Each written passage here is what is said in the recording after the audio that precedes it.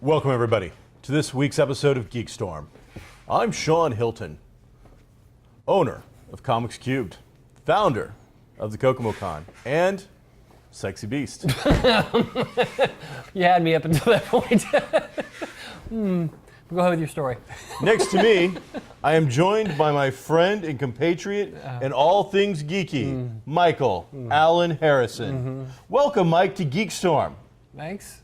Mike, just this morning, I opened up my Facebook to see a brand new piece of glimmering geeky goodness, my friend. The Rogue One trailer. Rogue One being a brand new Star Wars film that will be presenting itself to us in the middle of December. Mike, how excited are you about Rogue One? Hey, I don't know what's wrong with you right now. Why are you talking like that? It's like the fake news reporter type thing. No, the news reporter talks like that. Talks like that. Well, they do in Seanville. Oh, okay. Where, is that near Otisville? It's Otisburg. Otisburg, and it's a bigger place than that small place. It's the little place. So, Mike, Miss Tessmacher's got a place. did you see this trailer? This I did. New trailer? I saw it this morning. How did it make you feel when you initially first the reaction just to seeing that there was a new trailer before that mouse hovered and clicked? What did you think? You're like, I was like, oh, hey, look, it's a new trailer for that movie that's being really over-promoted at this point. What did you think? I heard yesterday that there would be another one, and I'm one of those people that I don't seek out all the newest, secretive stuff, and I'll even stop watching trailers as they.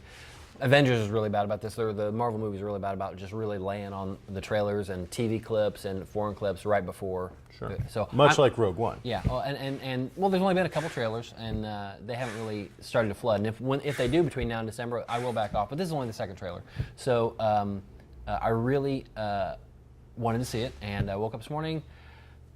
I watched it on my phone first because I wanted to see it pretty quickly, and man, I got emotional. Did you? I did, and I. No, before we go further, are you on your medication currently? I'm always on a medication. Okay, yes. so Yes. so that wasn't the reason. Yeah. Well, I usually double down on Thursdays when we tape the show.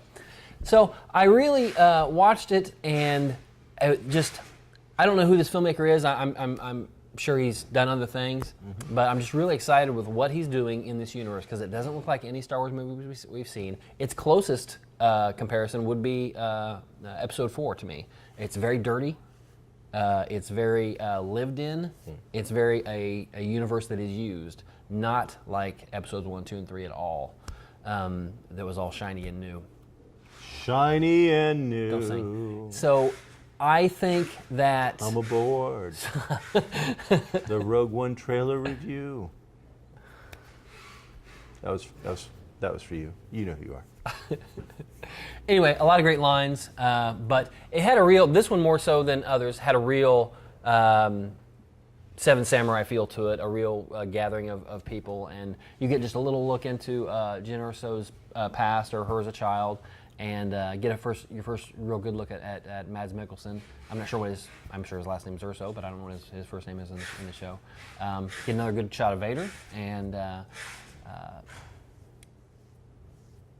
just a feeling of building, and this movie has the advantage in that we know what its end goal is. We know how important the Death Star is. We know that it's going to blow up, but we know what that means to this upcoming rebellion, to this growing rebellion. So knowing how important it is already, because we have that end in sight, just makes it feel more important, I guess. But I really enjoyed it, and probably one of my favorite trailers I've ever seen. Now you bring up Seven Samurai, and I think that is a very good comparison. I think that I was going to bring up the fact that I think we're going to get a Magnificent Seven vehicle here. I believe that a vast majority of these characters aren't going to make it. I think we're going to see, I'm calling right now, 33% death rate of all major characters. Wow. 33% aren't going to make it through this film. They're going to start whacking them. And I don't know, going back and not giving it too much thought, doing the research, major characters dying in Star Wars films, that are the stars are kind of set for a big deal, kind of ending. I think in this one, because of the fact we don't know hardly any of these characters and that mission, I think DC has surprised us this year by putting out the Suicide Squad, but I think Star Wars is going to out-Suicide Squad the Suicide Squad with Rogue One. Now, you, Mike, are a proud member of an elite organization known as the 501st. They are what is it, Vader's Fist. Vader's Fist. It says it right there, Vader's Fist. So you are the elite legion me that personally supports the Dark Lord of the Sith. Sure. Now, there was a catchphrase in this particular trailer. It's going to be popular. Something about a rebellion and save the rebellion, save the cheerleader. No, that was something else. That does bring up something. Okay. I can't remember what it was though. Remember the Titans. Remember save the rebellion. Remember really you don't. No, it was save and save. I know that. All right. Save hope, save the rebellion, something like that. Now hearing these kind of propaganda materials from the rebels again, how does this make you feel? Well, kind of duplicitous. You can look that up later. Because I'm also part of the Rebel Legion. No, I know duplicitous. It's like your hair. That doesn't make any sense. My hair's there.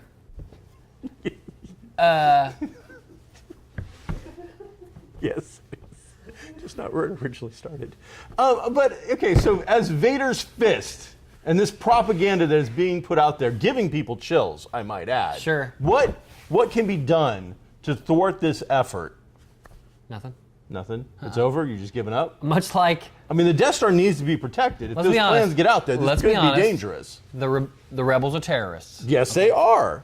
And as long as you have somebody with a will and a means, you'll never ever be able to squash terrorism. Unless you round them all up and kill them, you will not be able to squash it. And then that death, that mass, that martyr, that might inspire others. Okay, that's horrible. Because you can't kill an idea. You can't kill hope. And so the rebellion will not always necessarily prevail, but it'll always be there. It'll always be a spark, and there's nothing you can do. So really, this is kind of this is job security for you and the rest of the Vader's Fist. You guys kind of need these guys to be there to justify your existence. By its definition, as soon as Vader's done, I don't know what we're going to do. Well, hopefully the Death Star will be safe. Oh, I'm sure it'll be. I'm sure everything will work out fine. I mean, what are the chances? Now, Mike, you've known me for a long time. I'm a stubborn kind of individual that says things off the top of my head and then sometimes, goes down burning in flames. Sure. So last week, I had I said some stuff that I didn't feel that the Kokomo Con was getting. I accept your apology. Let's move on to the next section. We weren't getting a lot of reception from the local media. Oh, different Well, story. after that was said, the Kokomo Perspective called us, did an amazing story on the Kokomo Con. Was that right before? Front page. Was that right before I said maybe they'll do it the week of the show? The fold.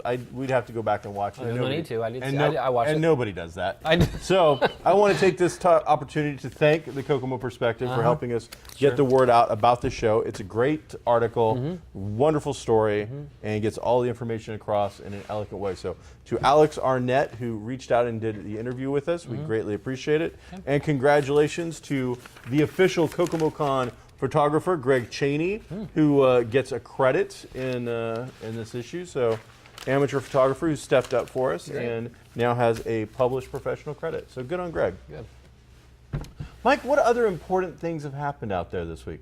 Well, we did get the Iron Fist trailer, a new Iron Fist trailer, which so far I think we've just seen some glimpses and whatnot. But you were talking last week about how excited you are about it and everything. So. And I've always been a pretty big fan of Iron Fist, but I don't know everything about it. But I looked into it quite a bit this week. Have you read the Immortal Iron Fist, the Matt faction? No, I hear it's great. Oh, I hear it's great. Okay. Own a comic book store, big comic book fan. I'm telling everybody out there, before you watch this Netflix show, I don't buy it from me. I want the money. Buy it from me. But if you're not going to buy it from me, buy it from wherever. Buy it from me. Buy it from Comics Cubed at 121 East Sycamore. It's a graphic novel called The Immortal Iron Fist. The Immortal Iron Fist. It is absolutely amazing. It is beautifully drawn. It is excellently executed in how the story evolves. They do background. They go. It's just filled with so much comic goodness. It's stunning. So check this out. Does that storyline get into the cities, the different cities like Kunlun? Yes, it goes into the fictional cities where he's trained. It also, one of the things it does is it explains the history of Iron Fist. He's not the first Iron Fist. Iron Fist is a title. Right. It's not his necessarily superhero name, even though that's what Right. everybody's called him. Iron Fist is a title given to the protector of this particular area, and through the training. Mm-hmm. So we also see through flashbacks and then eventually some fast forward stuff, the predecessor of the title or mantle of Iron Fist. Which his name is oddly close to Danny Rand. It is. Rand. It's Randall or Rand, something like that. It's weird. Really good, well worth checking out. It's a great read. It's got a lot of depth and meat to it, and I think anybody that's into comics or is curious about this character should really take the time. You've got months. Get into it. Let's get it done. I watched the trailer once or twice, and like I said, I'm more than a casual fan of Iron Fist, but he's not like my guy or anything like that. I looked into it a little more, and some people that were commenting on the trailer itself, and I went back and looked at the things that they were talking about, and one of which was how just super quickly there are some tie-ins to all these other Netflix shows. One being, well, okay, let me just go back. You said that, and maybe this storyline that you're talking about deals with this whole thing. But like Kunlun is like one of 7 heavenly cities. Yes. Okay, and they have a tournament every 50 years, and Kunlun appears and disappears. It is like a Shangri-La. Every like, 10 years. thing. Okay, so the tournament is between the champion of each of these heavenly cities, so Iron Fist being the champion of Kunlun, and oddly enough wins a lot of the tournaments. But it determines how often, it determines which city gets to appear. Yes. Every 10 years, and how often. Winner gets to appear every 10 years, loser gets to appear only every 50 years. All the other losers do. In that tournament, in the comic world anyway, Iron Fist at one point kills this Steel Serpent, who is the champion of another city. And the elder or whoever, somebody of that city, is this Crane Mother or something like that. Yep. Okay. So, back to Netflix. Mm-hmm. Back to Netflix. They propose, and I think it's true, that this Madame Gao, if you remember from the Daredevil, is that Crane Mother. That makes sense. And because she's the one pushing a lot of the drugs, and the drugs have the Steel Serpent symbol on them. Yep. And there's even another, like a daughter of the Crane or something like that, that's also seen very quickly in this trailer. So they're talking about that tie-in. I doubt that we'll see that whole tournament storyline in this Iron Fist thing, because it's no, it looks like he's coming back to Earth. Pretty big, so. right? But it looks. I wonder if he's coming back after his first 10 years there, or I would imagine, or if it's been 20 or what. But excited about it. It looks great, and you're seeing a lot of that stuff tie in. And speaking of tie-ins, very quickly, then Kevin Feige has said it's all connected, everything, whatever. But there's a more than strong rumor that he's alluded to himself that we're going to see Shield and the Netflix crossover in the very, very near future. I've been hearing about that, so we'll see. Maybe see some. I think what I understand is they may have filmed some Shield stuff quietly during the Punisher's filming that just started. That'd be cool. Well, all right, good job. Sure, why not? Fill this in on. All right. Ooh, talk about me taking up a lot of time. Hey, Mike, we got a little game this week. You ready? Sure. We're going to name that figure. Because it turns out there's been some things going on in public lately that is quite disturbing. Okay. There's been a new trend that has besieged America. Oh, goodness. And that siege is evil clowns. Ugh. So, with that said, here we go. I don't like Mike, clowns. you ready to name that I clown? don't like clowns. You're a clown. Here we go. This is a clown. Name that clown. Krusty. What? Krusty. Very good. That is Krusty Clown, made famous by The Simpsons. Sure. Evil, not evil. Misguided? I'm not really sure. Misguided. I haven't All right. seen that many episodes of The Simpsons. It's Pennywise. Pennywise. Beta. I don't like Pennywise. I'll tell you right now, this guy's the reason I don't like clowns. Him, Stephen King. Mm-hmm. I like. Oh man, that's the reason I don't Evil like clowns. clown? I don't have like a bad clown story from childhood or anything like that. It's that reading on those pages, that book and that scene scared me as a young adult. I mean, like out of college. Technically, I don't think he's a clown. I think he's an alien entity that embodies the fear of young people. Sure, he's a big space turtle, but he's but he right looks there, like he's a clown. So, all right, so evil clown. Yeah. You could have just said clown. You don't have to add evil. You could have just said clown. That's Red Skelton. Red Skelton, good clown, bad clown? He's a good clown. So we've got good clown, bad clown, misguided clown. Sure. All right. Sure. Well, it's Bozo. Roy Horn, I think, is what his name was. Bozo the clown. Well, plus the weather. There's been a lot of bozos. I know. Okay. I mean, that's my Bozo. You just shut up. Good clown. Good clown. Good clown. Is the next one Cookie? The grand prize game. Is the next one Cookie the Cook?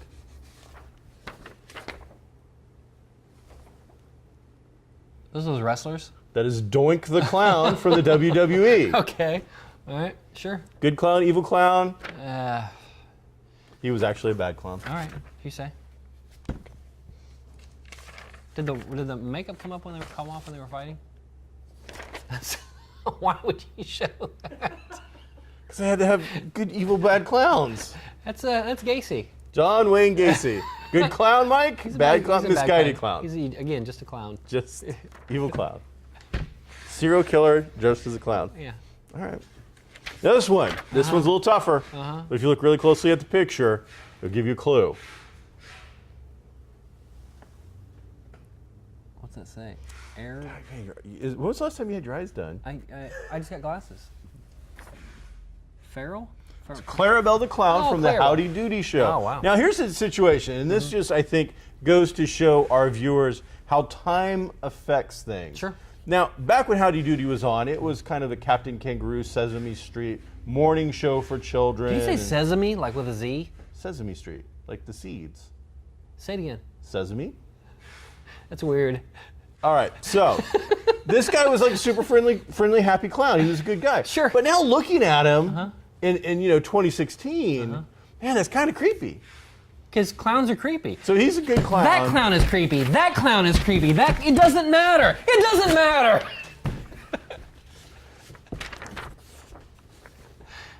I don't know.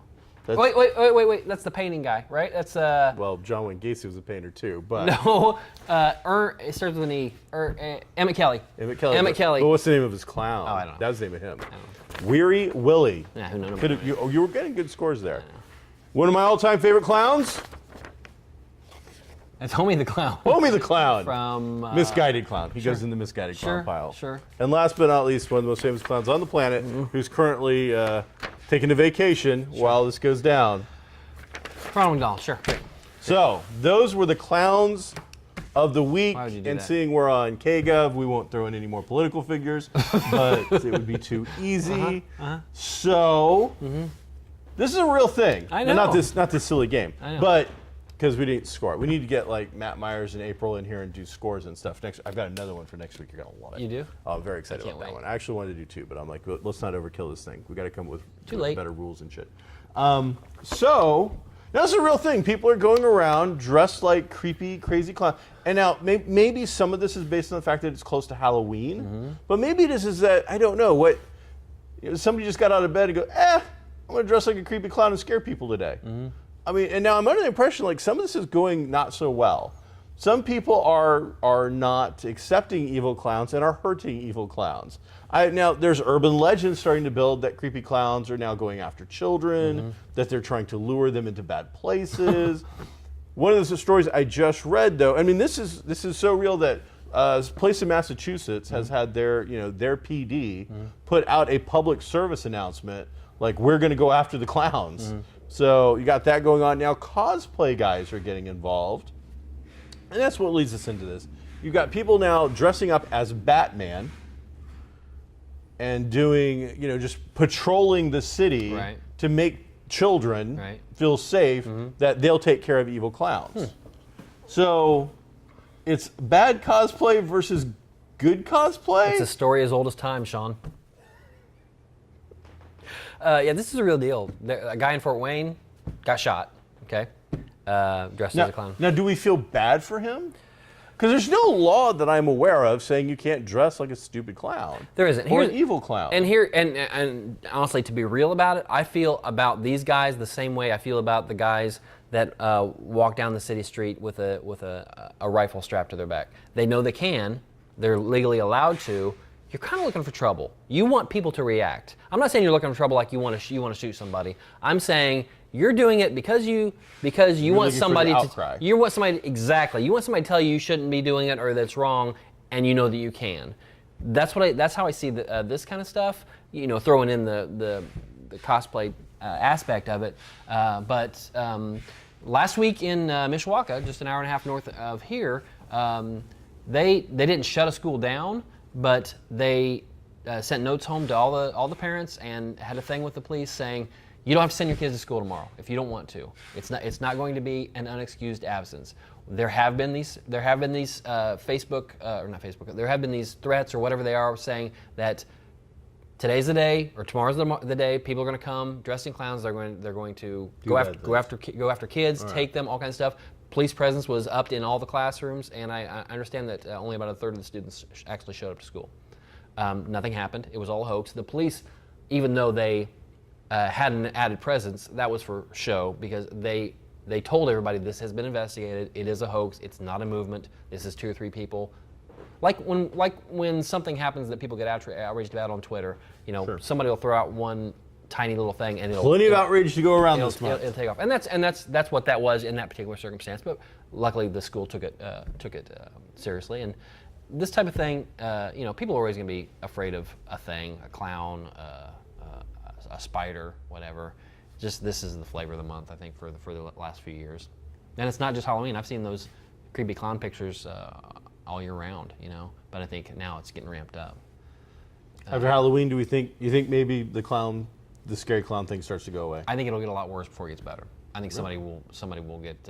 Well, one guy's already been shot, like here in our own state. You're saying he did get shot, and it's one of those things where it's a weird situation. I'm like, a guy pulls up in a truck, gets out, shoots the clown, gets back in his truck, and takes off. That's what happened. I mean, maybe it's not justified. Yeah, we've all wanted to do it, but. Wow, dude! Wow. Yep. That's just crazy talk. So. Clowns. You know what? Meth, cocaine. Sure.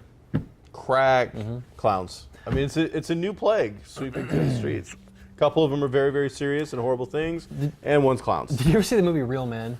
Do you remember that with Jim Belushi and John Ritter? I'm gonna say late '80s, early '90s. It was something you see a lot where it's the spy and he's kind of funny, but he takes this ordinary guy and brings him along on the journey, kind of like the In-Laws. So there's just like a rock thing that just happened with that. Yes, exactly. There's been so many of those, the In-Laws, so many. Anyway, it's funny, and they're going cross country. They kind of plane, trains, and automobile type of thing where they're trying to get to a place, can't get there, and they're in Indianapolis for whatever reason, and they're in an alley, and they're constantly being attacked by these other factions, agents, whatever. But for whatever reason in Indianapolis, and this is Jim Belushi being very good, probably his best, they're walking down an alley, and he turns around and he looks, he goes, who are those clowns? And he turns around, there's like 7 or 8 clowns, and they're coming after him with guns and stuff because that's what they're in costume or they're in cognito, whatever. It was funny. But he says, who are those clowns? And there's those clowns. Go ahead with your thing. So, big TV fan. Oh, well, who is it? Has anything been canceled yet? Are you keeping up on that sort of thing? Not that I've heard. No? We're only a couple weeks in, but I know that does happen quickly sometimes. I've got money on Fox's The Pitch going out pretty quickly. I've not seen that. It's about like the first female baseball player, and she's a pitcher for the major leagues. And it's got the guy from that sounds like an ABC show. Saved by the Bell as Screech? Start. No, the actual guy that can act, Mark LaGrosse or something like that. Mark Paul Goddard. Maybe. Mark Paul Gosselaar. Mark Paul Gosselaar. I don't know. I'm under the impression I don't watch Criminal Minds, but I'm under the impression they're getting into the area now where they've lost the main actor who's been in it from the get-go. Yeah. From Will and Grace. I saw the first episode of this season. I watched that show off and on, probably on syndication more than anything. I don't watch the current episodes, although they are all on Netflix. There's like 700 of them. That's one of those shows that it's tough to watch, and you don't want to binge it because it's so dark and horrible. And there's 22 episodes per season, and that's just that's bad too things much. happening to people. Yeah. Although as much as I like the one actor who plays the kind of the quirky professor, he's just his little bits aren't worth the hour. Even he's got like a dark background, doesn't it? He does. Something weird. He does. I haven't watched enough. Yeah. I watched like the first one or two with Mandy Patinkin because I like him a lot. Yeah. But when he just This is Thomas Gibson. Are we talking about? Maybe is the guy? And apparently he kicked a guy. This is off camera, and so he's off the show, and they're going to kill him off, I think. But we're getting into that. I saw the first episode, and it was pretty good. Okay.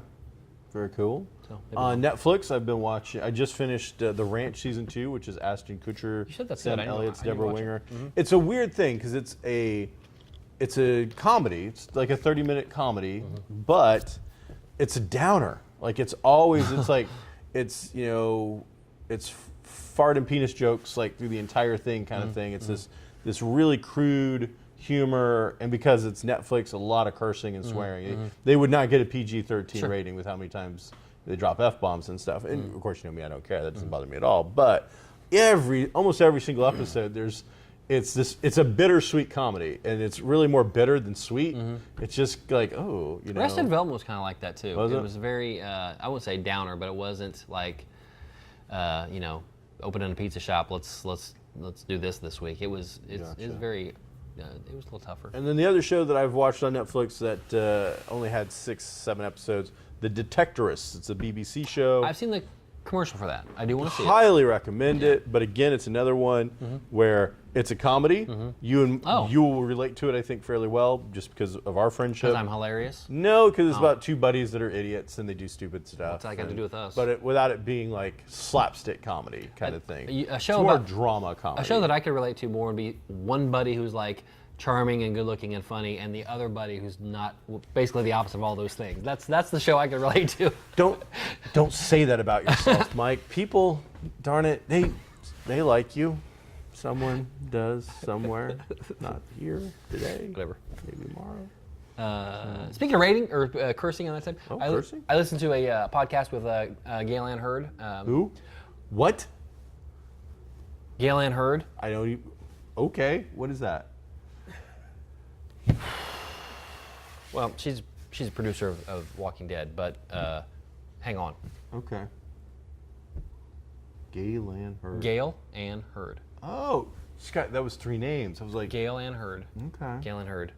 I liked another guy that was involved with it, but Is his last name Sesame? No. like the street or the bun? Terminator, Abyss. Ever since big movies forever. I love The Abyss. Aliens. Loved Aliens. She's Loved it. producer. So James Cameron's right-hand person. Exactly. Okay. Regardless. Why don't you just say that? Because I kind of thought you would know who it was. No, off the top of my It's a head. geek show. Since they got rid of Darabont, I've been a little down on the creative She's thing. been there since the beginning. Well, It's that's her good. and Darabont. I like Darabont. Regardless, they are Jeffrey Dean Morgan's character Negan. Who? Negan. Who's he? Negan Sesame. Negan. Negan? All right. They're doing 2 takes of everything. They're doing a cussing take and a non-cussing take. Oh, that's great. And the cussing take will be on the Blu-ray That's release. gotta like fill up so much of their time. That's though. what he It's said. gotta That's what be she said. a She's like, pain. he's got like 12 pages of dialogue every single episode, and he's got to do it all twice he's got to do it all in an acceptable way twice. Wow. Yeah, That's kind rough. of I mean, I want to see it because in the comics he does. He is a fluent cursor. Right. He is not an intermediate cursor. He is an advanced level AP cursor, college-bound master. Did you see the 7 season preview? No. It's great. Is it? Yeah, it takes place. It's long. It's probably 2 minutes, but it takes place immediately after he kills whoever he kills, and it's him and Rick face to All right. face. So it's him and Rick. He did not kill Rick. No, we know that. Okay. So before we get there, because it's coming, it's like next week, I think. 24th maybe. All right, like a week or two. Sure. What? So who we got bets on? Let's get the polls going. Who's dying? We've had all summer to analyze footage and break down stuff and talk. And who is it? I will say this before I guess. I will say this. I am so happy that it hasn't leaked because this is what my biggest fear when it happened. When the screen went black last whenever it was last year, I thought, crap, we're gonna find out way before it actually airs who it was. We have to. It's America. It's Facebook. It's the internet. Somebody's going to check into somebody's bookings for the next year, and you're not. Somebody's got a new show, whatever. I thought for sure that it would be out there, and as of right now, anyway, we're a week or two away. It's not out there, so I'm super happy about that. Having said that, I think it's probably Glenn. Really? I don't want it to be, but I think it is. Okay. I mean, obviously, you're saying there's no leaks or anything. Is that just your gut feeling? Yeah. Do you think there's a story reason? I have no reason to back that up or no way to back that up other than it would be horrible. Yes. I think other than killing Maggie. Oh, there you go. I'm in.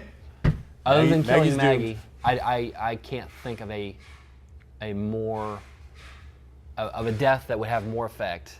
Gotcha. My issue with that is they already killed him last season. Yes, it was a fake death, but Right. they took him out of the credits. They did Right. everything they could to make you think he was dead. Yes. That they did it. Yes. Maggie. I think that got out of hand. I don't think they anticipated how crazy upset people were going to be about that stupid dumpster scene. Yeah. And it was just a dumb scene. Yeah. As much as I love the show, that was lots of ups and you gotta take and give a little with the show back and forth. So my hope is Maggie, and very clear. I really like that actress. Sure. Yeah. But I think that if you really want to set it off, man, you kill a pregnant woman, and that again, I think it also gives Glenn something to now grow on. Check that trailer and check Rick's reaction, and then try to think again who it might be. And I just really feel like it's Glenn. Okay. But I don't know. I have no idea. There you go. Well, that is our episode of GeekStorm this week. Join us next week when we'll have another session of Name That Something or Other. And I'll be joined, hopefully, by my good friend Michael Allen Harrison. But if I'm not, I'm sure that we'll find a suitable replacement that can say the word sesame. Be groovy.